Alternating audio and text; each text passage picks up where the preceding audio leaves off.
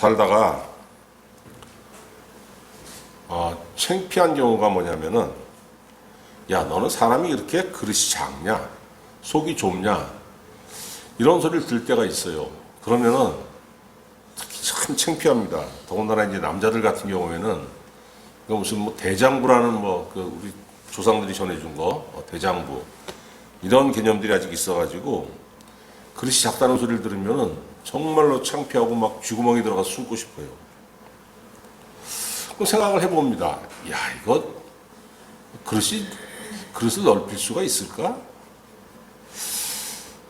그릇을 넓히라고, 그릇을 크게 키우라고 얘기들을 많이 하는데 저는 이건 불가능하다고 봅니다. 왜냐하면은 여러분, 마음의 그릇은 뭐예요? 이것도 안 보이지만 내 자신이에요. 내 자신. 내가 키가 작다고 해가지고 관절을 무리하게 늘려보세요. 러시아에 그런 수술법이 있더만요. 보니까 2, 3cm 늘릴 수가 있는데 그 수술 성공률이 극히 낮습니다. 왜냐하면은 그 늘리면 어떻게 됩니까? 장애가 와요, 장애가.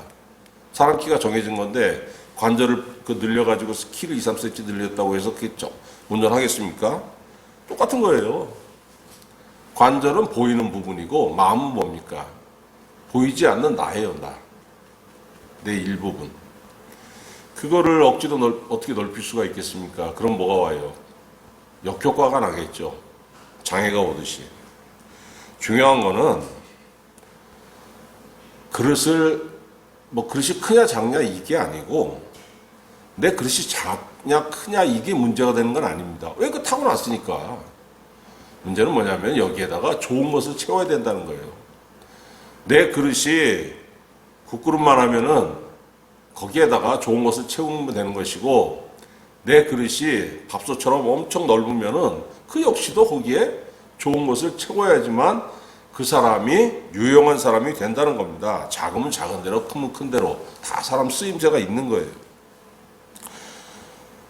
같은 교회를 다니는데 어떤 사람에게는 신앙인의 냄새가 조금씩 납니다. 대부분 그렇죠.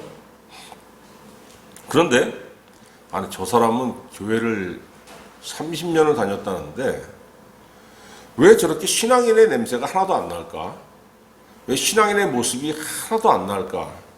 오히려 믿지 않는 사람보다 더 지독한 경우가 있어요. 가끔 봅니다, 그런 사람들. 가끔이 아니고 사실 많죠. 그래서 그런 사람들 때문에 실망하기도 하고 뒤돌아서 가지고 우리끼리 막 그냥 뒷담화나 그러죠. 뒷담화 하는 경우도 있고 하는데 도대체 왜 그렇습니까? 마음이라는 그릇에 뭘 채워야 할까? 뭘 채워야지만 내가 남이 보기에도 신앙인의 냄새가 나는 사람이 되고 하나님이 보시기에도 너 참 잘 컸구나 이렇게 인정하시는 사람이 될 수 있을까? 여러분, 오늘 그 본문에서 예수님께서 씨 뿌리는 자의 비유로 우리에게 그 말씀을 하시는 거예요. 자, 씨는 뭐냐면은 성도에게 전해진 하나님의 말씀입니다. 우리가 성경을 읽든지 설교를 듣든지 간에 이 하나님의 말씀을 바탕으로 듣는 건데 이게 다 주님 뭐라 그러셨냐면은 씨라고 하셨어요. 씨앗. 씨앗이 너의 마음밭에 탁 심어지는 거라고 주님 말씀하시는 겁니다. 그런데 요즘은 밭농사를 지을 때 올라간 부분이 있고 내려간 부분이 있죠. 올라간 이랑이 있고 푹 파여진 고랑이 있고, 그래서 올라간 이랑에다가 씨를 콕콕콕콕콕 심어가지고 그 위에 비늘을 쫙 덮습니다. 잘 자라도록 하기 위해서. 근데 여러분, 이런 이랑법, 고랑법이 생긴 게 한 500년, 600년 정도밖에 안 돼요. 예수님이 몇 년 전, 2000년 전분 아닙니까? 그 시대에는 농사를 어떻게 했냐면은 쟁기로 밭을 그냥 갈고서 농부가 그 한쪽 끝에 서가지고 바람이 이렇게 불면은 바람 부는 쪽을 그 바람을 등에 맞으면서 이렇게 씨앗을 한 움큼 잡고 뿌리는 거예요. 그럼 바람 타고 휙휙 날아가서 자기 밭에다 쑥 떨어집니다. 근데 사람이 손으로 일일이 씻는 것이 아니고 뿌리니까 어떻게 됩니까? 밭에 정확하게 떨어지는 것도 있고 벗어나가지고 사람이 이제 밟고 다니는 길가에 떨어지는 것도 있고 또 다른 개간하지 않은 밭에 개간하지 않은 땅에다 떨어지는 경우도 있고 첫 번째는 주님 뭐라고 말씀하시냐면은 길가에 뿌려진 씨앗이라고 말씀하세요. 길가. 길은 비포장도로, 옛날에 비포장도로가 많았죠. 사람 다니는 길은 어떻습니까? 흙인데 딱딱합니다. 딱딱해요. 그러니까 씨앗이 딱 떨어지면은 이 씨앗이 땅을 파고 들어가야 되는데 딱딱하니까 씨앗이 들어갈 수가 없습니다. 그냥 길 위에 그대로 있는 거예요. 그럼 어떻게 됩니까? 새가 내려앉아서 그걸 톡톡톡톡 쪼아 먹어버립니다, 바로. 어떤 마음이냐면은 이 하나님의 말씀을 들었을 때 전혀 내 마음 속에 파고 들어가지 못하고 그냥 겉에서 빙빙 도는 거예요. 한 귀로 듣고 이 들어가자마자 바로 나와버리는 이런 사람들. 마음이 말씀에 대해서 닫힌 사람입니다. 그 폐쇄된 마음, 닫힌 마음. 왜 하나님의 말씀에 대해서 닫혔을까? 많이 보지 않습니까? 그런 사람들. 왜? 완고한 사람들, 완고하니까 그래요. 그럼 왜 완고하느냐?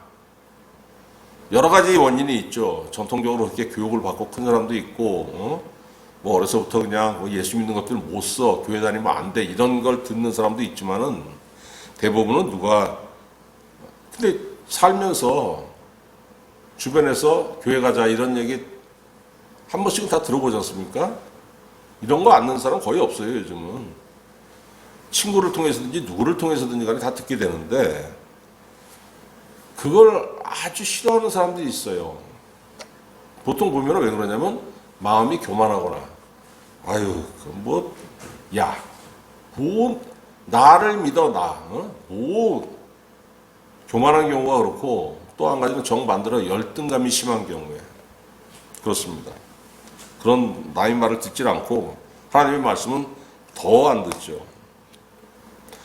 이런 마음은 여러분 사탄에게 점령당하기 쉬워요. 그러면 이런 사람 교회 밖에만 있느냐? 그렇진 않습니다. 교회 안에도 있어요. 교회를 다니는데 교회 안에도 이런 사람이 있어요. 청년 시절에 성가대를 했어요, 제가. 그럼 성가대는 이쪽이나 이쪽이 있기 때문에 성가대에 딱 앉으면 교인들이 다 보입니다. 목사만 교인들을 다 바라보는 게 아니고 성가대에 앉아도 교인들을 다 바라볼 수 있어요. 그러면 꼭 그런 사람이 있습니다. 예배 시작하면 멀쩡해요. 찬송 부를 때도 멀쩡하고 다 하다가 설교 시작하자마자 자요. 항상 그래요, 그 사람. 그런데 설교 끝나면 바로 눈을 뜹니다. 설교하는 내내 그 목사님 설교하면 그 설교 시작하자마자 바로 고개가 푹 떨어져요. 떨어졌다가 몇 번 다시 일어났다가 떨어졌다가 그걸 이렇게 몇 번 서너 번 반복하다가 설교만 끝나면 바로 깹니다. 그게 참 희한하죠. 그런데 제가 이제 신학교를 다닐 때 그 같은 학우 중에 한 사람이 그런 얘기를 하는 거예요. 자기도 성가대를 할 때 자기 이후에도 그런 분이 몇 명 있다 그러더라고요. 그래서 궁금해가지고 하나님한테 물어봤대요. 하나님, 도대체 저분들은 왜 그렇습니까? 그러니까 하나님께서 눈을 열어서 보여주시는데 멀쩡하게 있다가 목사님 설교 시작하니까 시커멓게 일로 쑥 들어가더래요. 그러다가 설교가 끝나면 다시 이게 쑥 빠져나오는 게 그걸 보여주시더래요, 하나님께서. 그게 뭐겠습니까, 여러분? 예수님 말씀하셨잖아요. 그 말씀을 듣고서 근데 마음이 완고하고 딱딱하니까 말씀이 못 들어가는 거예요. 새가 톡 쪼아먹는 거. 새가 뭐겠어요? 마귀죠, 마귀. 하나님의 말씀을 듣지 못하게 마귀가 딱 그 마음을 잡고 있는 사람이라는 거예요. 이런 마음 어디다 쓰겠습니까? 전혀 여러분 이런 사람은 쓰질 못해요. 두 번째 뭡니까? 돌밭에 뿌려진 씨앗. 돌이 그냥 돌이 아니고 돌 위에 흙이 덮이는 경우가 있습니다. 그러면은 흙이 두껍게 덮여 있으면 상관이 없는데 돌 위에 흙이 덮이는 경우에는 얇게 덮이는 경우가 많습니다. 씨앗이라는 거는 이게 툭 떨어져서 이게 어떻게 됩니까? 밑으로는 뿌리가 나고 반대로 이 흙 위로는 싹이 나오잖아요. 그러니까 이게 크게 자랄수록 뿌리는 점점 깊어지는 거예요. 그리고 뿌리가 깊이 박히면 박힐수록 그 식물은 튼튼하게 자라는 겁니다. 왜? 밑으로 내려가면 내려갈수록 어떻게 됩니까? 수분이 있잖아요. 수분, 흙에. 그러니까 뿌리가 수분을 빨아먹고 영양분을 빨아먹고 밑으로 내려가면서 계속 내려가서 그래야지만 위에 이제 식물이 튼튼하게 자라도록 그 높이 자라도록 밑에 뿌리가 받쳐주는데 돌 위에 돌밭 위에 이게 흙이 쌓이니까 흙이 얇잖아요. 뿌리가 어느 정도 내려가다가 돌에 딱 걸려가지고 어떻게 되는 겁니까? 못 내려가는 거예요. 그러니까 이 씨가 얕게 심어질 수밖에 없는 겁니다. 자, 얕게 심어졌으니까 싹이 금방 나오죠. 근데 어떻게 되는 겁니까? 뿌리가 못 내려가잖아요. 이게 자라지 못하는 겁니다. 그리고 해가 쫙 나면은 씨앗이 뿌리가 깊이 파고 들어가가지고 밑에 수분을 흡수해야지만 햇빛이 뜨거워도 이게 쭉 자랄 수 있는데 그게 안 되지 않습니까? 밑에가 돌밭이니까. 그러니까 금방 자랐는데 햇빛이 쫙 비치면은 착 말라 죽어버립니다. 저거 왜 죽지? 밑에 돌밭이라는 걸 모르니까. 말씀을 듣고 아니면 어떤 체험을 하고 금방 감동하고 결단이 쉽게 결단하는 사람들이 있습니다. 그리고 금방 열심히 있어요. 그런데 말씀에도 쉽게 반응하지만은 신앙이라는 건 어떻습니까?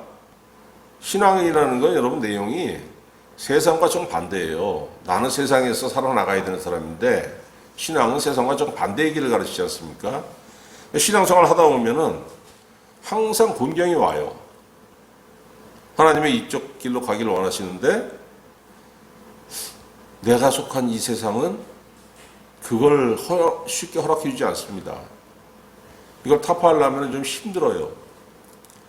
약간의 방해가 있고 약간의 곤경이 와도 그냥 쉽게 꺾이는 사람들이 바로 어떤 사람들입니까? 돌밭에 뿌려진 씨앗. 어느 교회에 어떤 여자가 다니면서 정말 오랫동안 자기 남편 구원받게 해달라고 하나님한테 기도했어요. 자, 10년이 넘게 기도하면서 그러다 보니까 남편도 이제 부인을 따라서 교회에 나오기 시작했습니다. 근데 다 요즘 차를 가지고 다니지 않습니까? 그러니까 주차장을 아무리 크게 확보를 해도 주일 되면은 그 큰 교회들은 주차장이 정말 미어지는 거예요. 조금의 틈도 없어. 이 양반이 택시를 하는데 자기 차를 가지고 온 거예요. 교회 주차장에 주차를 해놨는데 예배 끝나고 가려고 나와보니까 누가 자기 범퍼를 살짝 긁었어. 그럴 수 있죠. 어떻게 됐겠습니까? 이거 자기 동네에서 누가 긁으면 어떻게 됩니까? 에이씨, 그럴 수 있지. 워낙 서울은 복잡하지 않습니까, 이게. 워낙 차가 많고. 뭐 서울만이 아니죠. 뭐 동두천도 지금 차가 엄청 많죠. 주차하기 힘들고. 그런데 교회에서 그랬다는 이유로 거기서 이제 삐져가지고 바로 그냥 그 다음부터 교회를 안 나오는 거예요. 왜 그렇습니까? 얇기 때문에. 뿌리를 내리지 못하는 겁니다. 밑에가 딱딱하니까. 세 번째 주님 뭐라고 말씀하셨습니까? 가시떨기에 뿌려진 씨앗. 가시떨기는 잡초입니다. 여러분, 잡초는 작물에 비해서 엄청나게 생명력이 강해요. 사람이 먹으려고 심는 거는 일정 시간이 지나야 자라지만 잡초는 어떻습니까? 금방금방 자랍니다. 슉슉 자라버려요. 그래서 그 밭농사를 하게 되는 경우에는 제가 옛날에 내 시골 살면서 보니까 매일 손이 가야 돼요. 매일 가든지 2, 3일에 한 번씩이라도 반드시 가서 잡초를 뽑아줘야지만, 그러지 않으면 잡초가 작물보다 훌쩍훌쩍 자라기 때문에 그 가가지고 막 그 엉겨 붙고 아니면 그냥 햇빛을 가리고 해가지고 작물이 죽습니다. 내 마음을 관리하지 못하면은 내 마음에 뭐가 덮인다고 주님 말씀하셨냐면은 세상의 염려와 재물의 유혹이라는 가시떨기가 너의 마음을 점령해가지고 이 말씀의 씨앗이 자라는 것을 방해한다는 거예요. 어떻게 됩니까? 그래? 네 번째 뭡니까? 좋은 땅에 뿌려진 씨앗이죠. 좋은 땅 어떻습니까? 흙이 깊어요. 그 깊은 흙을 쟁기로 다 갈아놨어요. 씨앗이 쉽게 박힙니다. 수분도 있어요. 햇빛도 적당하고. 그래서 그리고 주인이 잘 관리해가지고 가시도 없고 잡초도 없습니다. 이런 땅에 씨앗이 심겨지면은 쑥쑥쑥 자라죠. 그래서 여기서는 주님 뭐라고 하셨냐면은 30배, 60배, 100배의 결실을 맺는다고 말씀하셨습니다.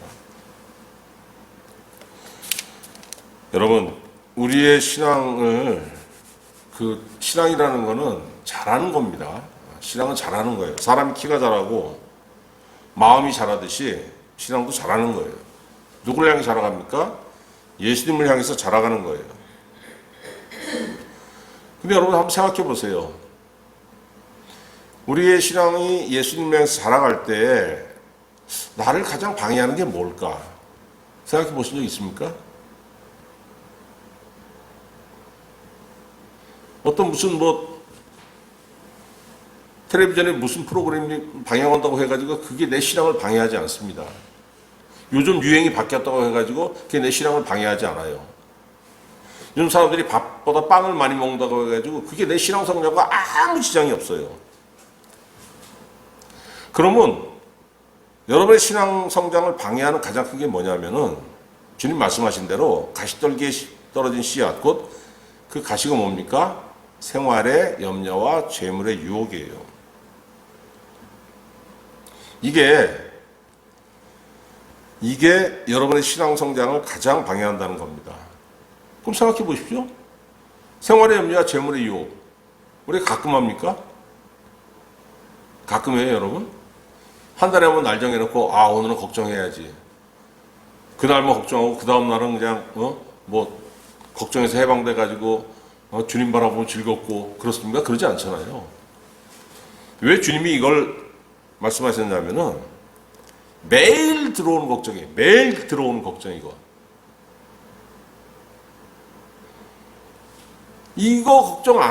여러분 생각해 보세요. 이거 걱정 안 할 정도로 그런 사람이 몇 명 되겠습니까? 거의 없어요. 대부분의 사람들이 다 가난하기 때문에, 물론 일해서 월급은 받지만은 그 월급이 넉넉하지가 않죠. 아이고, 애 대학 어떻게 보내지? 쟤네들 결혼할 때 돈 들어갈 텐데 어떡하지? 그날그날의 생활의 염려, 그리고 1년 후에 어떡하지? 5년 후에 어떡하지? 이거 여러분 매일 하는 걱정입니다. 이거 누구나.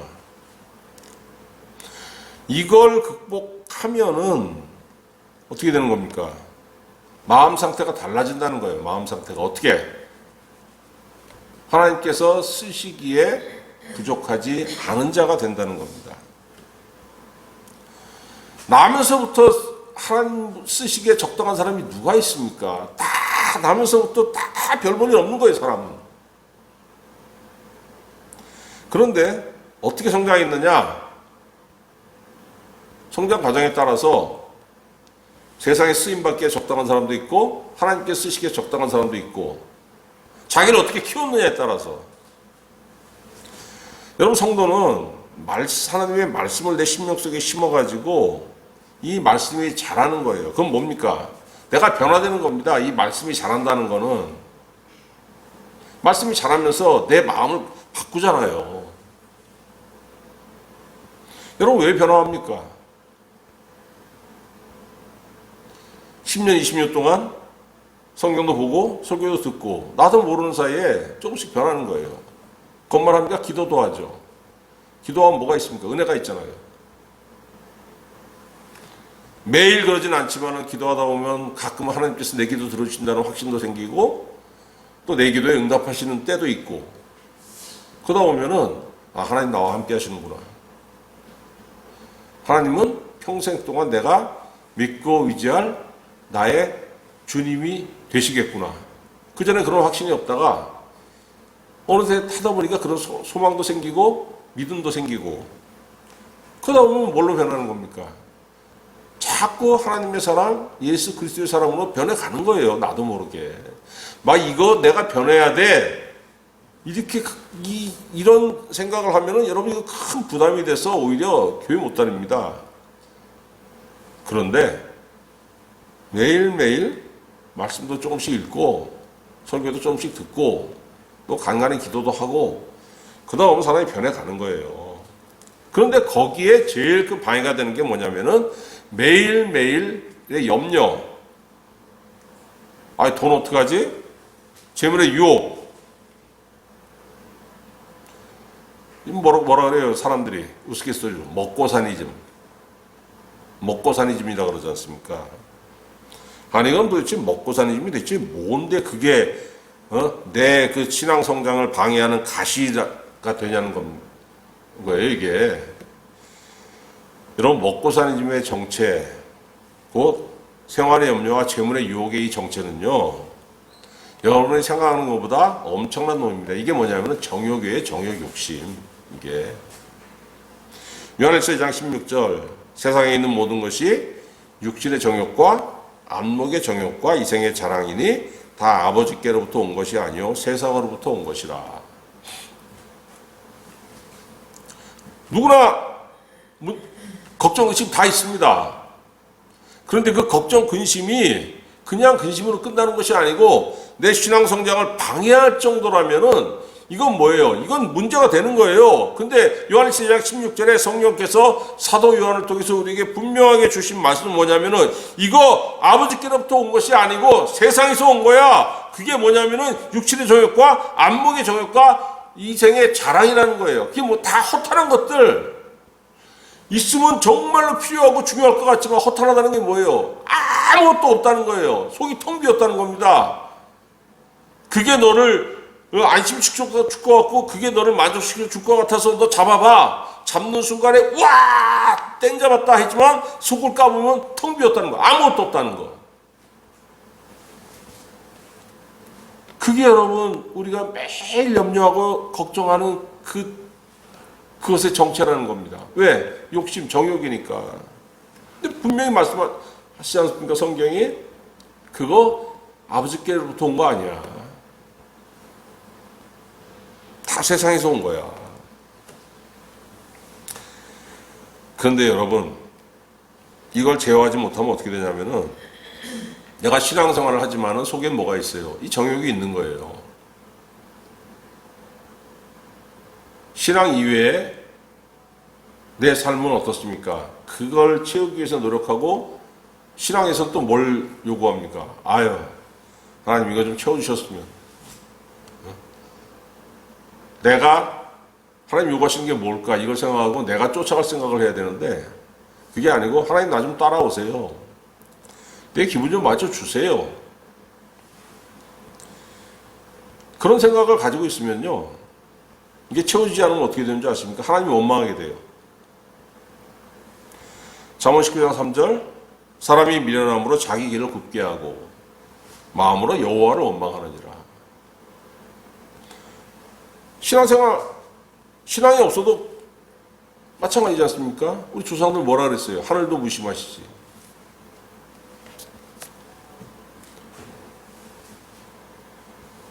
왜 그러면 이 먹고 사는 집이라는 이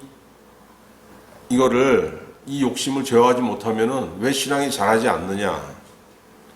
마태복음 6장 24절에 예수님 뭐라고 하셨습니까? 한 사람이 두 주인을 섬기지 못하니 혹 이를 미워하고 저를 사랑하거나 혹 이를 중히 여기고 저를 경히 여김이라. 너희가 하나님과 재물을 겸하여 섬기지 못하느니라.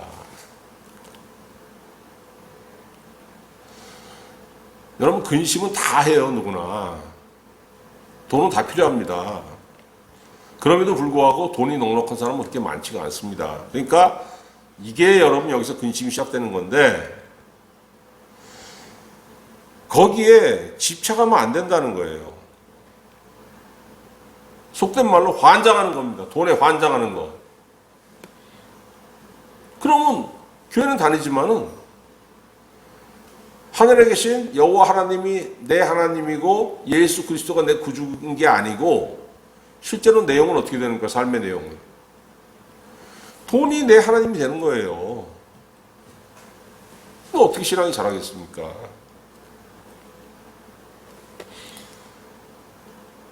나면서부터 말씀이 딱 심겨지면은 좋게 자랄 만한 그 좋은 땅인, 마음밭이 좋은 땅인 사람은 아무도 없습니다.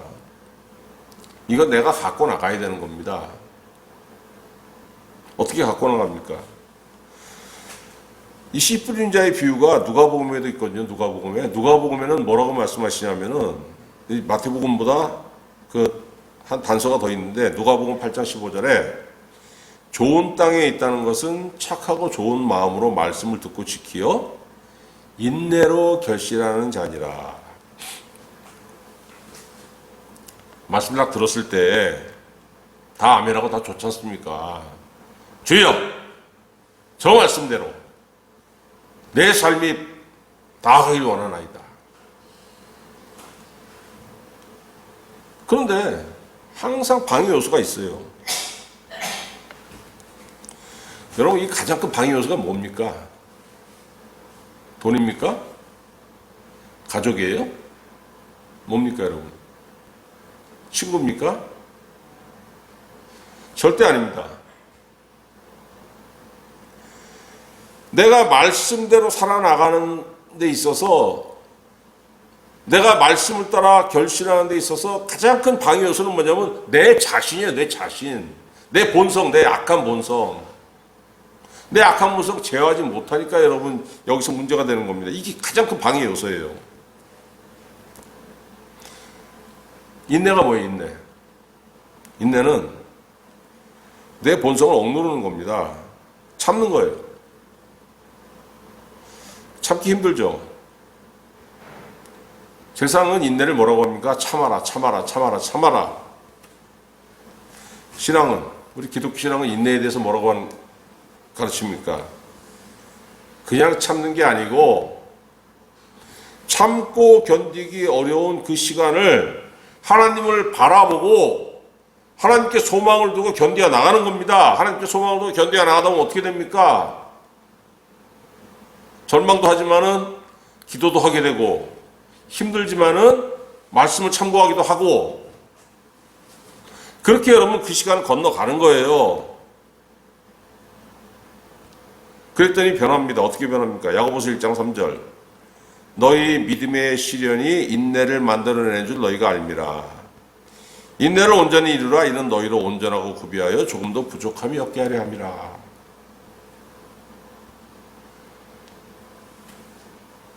외적이든지 내적이든지 네가 신앙이 성장해 나가는 데 있어가지고 가장 방해되는 요소를 한번 참여해봐. 견디기 힘들지? 견뎌봐. 어떻게? 기도하면서 주님 붙잡고 건너가봐. 그걸 네 본성이 방해하든지 남이 방해하든지 한번 견뎌보란 말이야. 그럼 네가 변하는데 어떻게 변합니까? 온전하고 구비하여 조금도 부족함이 없게 하려 함이라. 뭐에? 하나님께서 여러분과 저를 쓰시기에 조금도 부족함이 없도록 내가 변한다는 거예요. 인내는 여러분 뭐냐면은 내 악한 본성을 믿음으로 제어하면서 견뎌 나가는 거예요. 그렇지 않습니까? 맨날 자신과의 싸움 아닙니까? 공부를 해야 되는데 공부하기 싫어. 그 공부하기 싫은 본성에 충실했을 때는 어떻게 됩니까? 아는 게 없는 거예요. 내가 어디 가서 일을 하려면 지식이 필요한데 일에 필요한 지식이 없는 사람이 그 뭡니까? 백수죠 그럼 그 사람.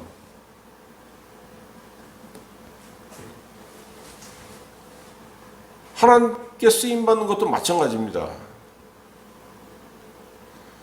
여러분 이 가시떨기에 무슨 뭐 재물의 유혹이니 뭐니 다 뭡니까? 내 본성에서 나온 본성에서. 그 본성을 제어하면서 제어가기 쉽지가 않죠. 주님 말씀 붙잡고 기도하면서 견뎌나가는 거예요.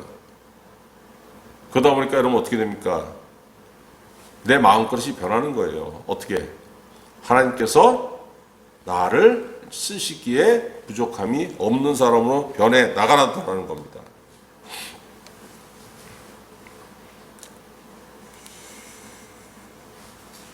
구체적으로 마음에 어떻게 변하느냐? 갈라디아 5장 22절 성령의 열매는 사랑과 희락과 화평과 오래 참음과 자비와 양선과 충성과 온유와 절제니 이 같은 것을 금지할 법이 없느니라. 그렇죠? 성령의 9가지 열매가 다 맺히면 좋겠지만은 성령의 9가지 열매 중에서 한두 가지, 두세 가지만 여러분 심령의 이 열매가 맺혀도 그 사람 참 어떻습니까? 환영받는 사람이 되는 거예요. 사람한테 환영받고 하나님한테 환영받고. 그러면은 여러분 이렇게 변한 사람과 변하지 않는 사람, 내 악한 본성을 그대로 지니고 있는, 그러니까 그 가시떨기 같은 그 마음밭을 그대로 가지고 있는 사람과 인내함으로 인해 가지고 내 마음밭이 옥토로 변한 사람 차이가 뭡니까? 마태복음 6장 31절 예수님 뭐라고 했습니까? 무엇을 먹을까, 무엇을 마실까, 무엇을 입을까 하지 말라, 염려하지 말라. 이는 다 이방인들이 구하는 것이라.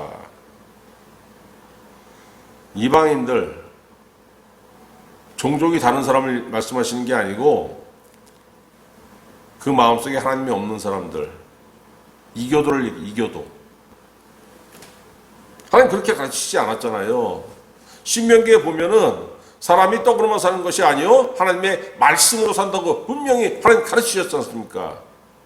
이걸 배우지 못했으니까 그냥 마음속에 늘 꽉 차 있는 게 뭡니까? 어떻게 먹고 살지? 어떻게 해야 되지?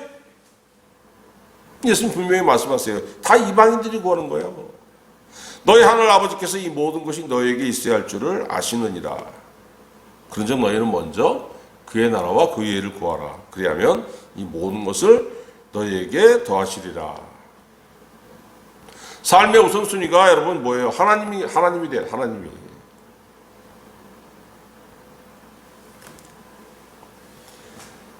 근데 하나님인 사람과 그렇지 않은 사람의 차이는 뭡니까? 어디에 있습니까? 그 원인. 마음의 마음. 뭐 내 손이 무슨 뭐 하나님을 생각하지 못하게 방해합니까? 아니잖아요. 내 배가 방해합니까? 아니죠. 내 마음이 방해합니다. 마음이. 사람은 자기 그릇을 넓히는 게 중요한 게 아니고 이거 거의 불가능해요. 넓히는 게 중요한 게 아니고 내 마음이라는 그릇이 작든 크든 그게 중요한 게 아니고 이걸 어떻게 하나님의 말씀으로 채우느냐 그게 중요한 그게. 그러면 이런 질문을 할 수 있습니다. 아니 그럼 무슨 뭐 기도하고 있네 하는 사람은 무슨 근심 걱정이 전혀 없어? 있죠. 근심 걱정 없는 사람은 어디 있습니까? 걱정과 근심은 없을 수가 없는 거예요. 그래도 여러분 예수님이 그 범위를 정해 주셨어요. 마태복음 6장 34절에 내일 일을 위하여 염려하지 말라. 내일 일은 내일이 염려할 것이요 한날의 괴로움은 그날로 족하니라. 너 오늘 괴로움만 걱정해. 너 힘들잖아. 오늘이 힘든데 왜 내일 걱정을 땡겨서 하냐. 내일 걱정은 내일하고 오늘 걱정 오늘만 해라. 왜 그렇습니까 여러분? 왜 내일 걱정까지 합니까? 믿음이 없으니까 내 삶이 망가질 것 같잖아요. 내일도 그럴 것 같고 모레도 그럴 것 같고 1년이 지나도 그냥 이 꼬라지가 그냥 그대로 갈 것 같고 하나님이 내 삶을 지킨다는 믿음이 없어요. 그러니까 장래일을 미리 걱정하는 겁니다. 그러니까 어떻게 되는 겁니까? 생활의 염려와 재물의 유혹에 빠질 수밖에 없는 거죠. 선순환이 아니고 악순환이 되는 거예요. 계속. 예수님 네 개를 말씀하셨습니다. 네 종류의 사람, 길가에 뿌려진 씨앗, 돌밭에 뿌려진 씨앗, 가시밭에 뿌려진 씨앗, 좋은 밭에 뿌려진 씨앗. 길가에 뿌려진 씨앗과 돌밭에 뿌려진 씨앗, 이런 여기에 해당되는 사람들은 교회 오래 안 다닙니다. 교회 다니다 떠나요. 언젠가 떠나요. 그런데 가시떨기에 떨어진 씨앗과 좋은 밭에 떨어진 씨앗, 이 두 종류의 사람은 평생 교회 다니는 사람이에요. 평생.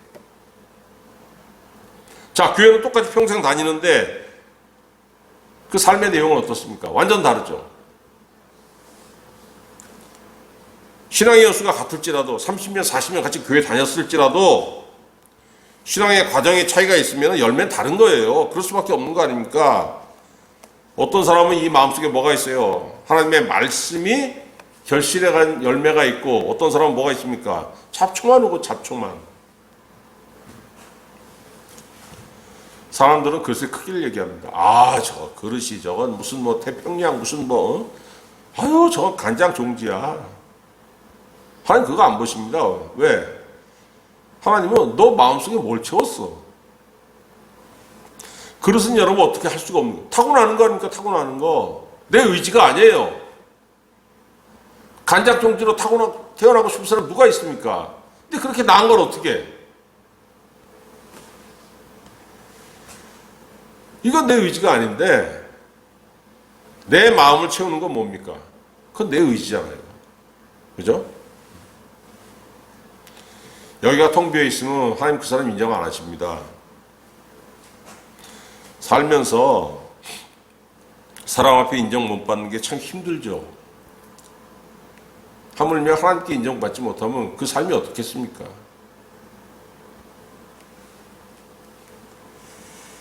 그런데 그 내 마음 그릇에 말씀의 열매가 있으면 하나님께서 여러분 인정하신다는 거예요. 다들 걱정하는 게 뭐예요? 늙어서 어떻게 하나? 하나님께 인정받으면 노년에도 소망이 있습니다. 시편 92편 14절. 그는 늙어도 여전히 결실하며 진액이 풍족하고 빛이 청청하니. 잠언 20장 29절. 젊은 자의 영화는 그의 힘이요 늙은 자의 아름다움은 백발이니라. 머리가 허연 게 뭐가 아름답겠습니까? 다 늙었다는 신호인데. 그럼에도 불구하고 하나님께서 그 사람 인정하시면 그 사람 머리가 백발이 돼도 아름답다는 거예요. 왜? 하나님께서 함께 하시고 하나님께서 붙잡아 주시고 하나님께서 힘 주시니까. 그의 삶에 뭐가 있습니까? 그는 늙어도 여전히 결실하며 진액이 풍족하고 빛이 청청하기 때문에 그렇습니다. 성도는 교회를 다니는 사람이고 단순히 교회만 다니는 게 아니고 하나님의 말씀을 내 심령 속에 받아서 열매를 키우는 사람들이에요. 신앙의 과정에서 여러 가지 고비가 있지만은 주님을 믿고 의지하면서 하나님 힘들어 죽겠지만 주님이 내 손 잡아주시면 내가 끌려라도 가면서 이 바다를 건널 수 있겠나이다. 이 고난의 바다 건널 수 있겠나이다. 내 욕심이 불붙어가지고 나 타 죽게 생겼는데 주님이 내 손 잡아주시면 그렇게라도 가겠나이다. 건너가겠나이다.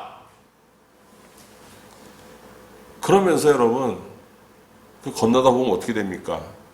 삶에 뭐가 있어요? 말씀의 열매가 있는 거예요. 여러분 심령 속에 여러분 마음에 이 말씀의 열매, 은혜의 열매가 가득할 때 여러분의 삶 정과정이 아름답다고 하나님께서 오늘 말씀으로, 예수님께서 오늘 말씀으로 우리에게 약속해 주시는 겁니다. 이 은혜가 여러분의 삶 속에 가득하기를 우리 주 예수 그리스도의 이름으로 축원합니다.